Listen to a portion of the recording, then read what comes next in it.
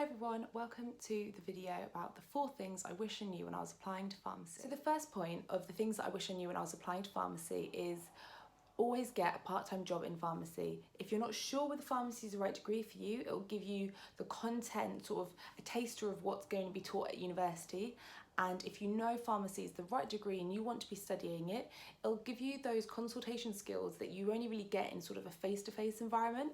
I think these are super helpful, especially in first year when you're trying to get to grips with everything.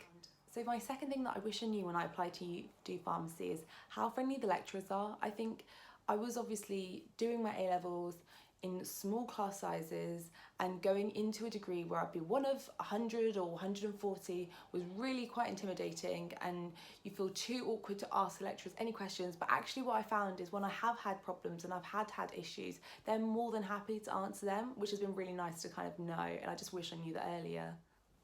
So the third point I wish I knew when I was applying was the variety of roles you can do as a pharmacist. I feel like if you're kind of doing your pre-university education, you only really hear about community, hospital pharmacy, maybe you get a bit of a taster about GP pharmacy, but I don't think people realise kind of the extent and how far you can go with pharmacy and the variety of roles. You could do go into industry, you could go and train and become a teaching practitioner and work at university, you could go into research. There's so many different roles, and I think it's one thing I didn't realise when I was applying, which would have been really nice to know. The final point about what I wish I knew when I was applying is the chemistry.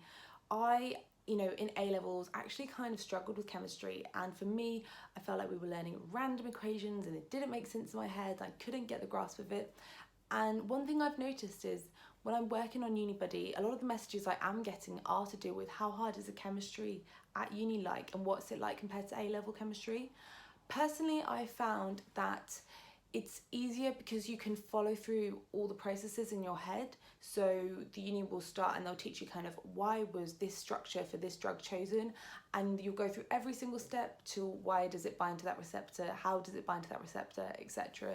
And by learning it through and being able to follow through what happens to the patient, you can really, I feel like personally I've really been able to understand it a lot more thoroughly than maybe at A-level. So thanks for watching the 4 things I wish I knew when I was applying to university to do pharmacy. If you guys have any other questions or from this video, please feel free to drop me a message on UniBuddy, but otherwise have a great day.